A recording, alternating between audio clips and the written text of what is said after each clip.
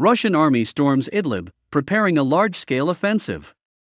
In recent hours, Russian air forces have launched several airstrikes against pro-Turkish troops controlling the M4 highway in the Syrian province of Idlib, learned BulgarianMilitary.com, citing its field source. The source reports that a large-scale offensive is being prepared, judging by the concentration of a large military unit in the region.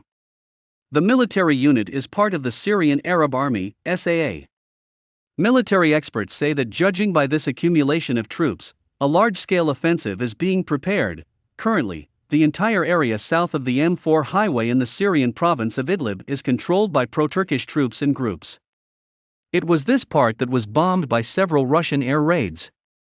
A source in the Russian news agency Avipro claims that in recent years there has been a large concentration of flights by Russian Tu-23M bombers in the area. Information has emerged, unconfirmed edition, that Turkey has begun deliveries of missiles and ammunition through military convoys sent from Ankara.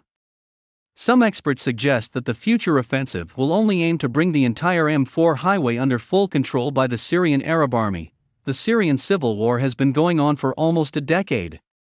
Attempts by movements such as the Syrian Democratic Forces to overthrow Syrian President Bashar al-Assad have failed.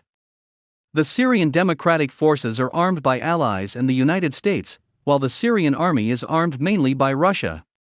Russia is the only country officially invited to Syria by President Bashar al-Assad. In 2017, the United States launched a massive missile strike on Bashar al-Assad's forces after a report emerged that the Syrian president had used chemical weapons to attack his people in the country. Syria and Russia deny such actions. During his tenure, U.S. President Donald Trump decided to withdraw much of U.S. troops from Syria, leaving several troops to guard Syria's oil fields on the pretext of falling into the hands of Islamic State.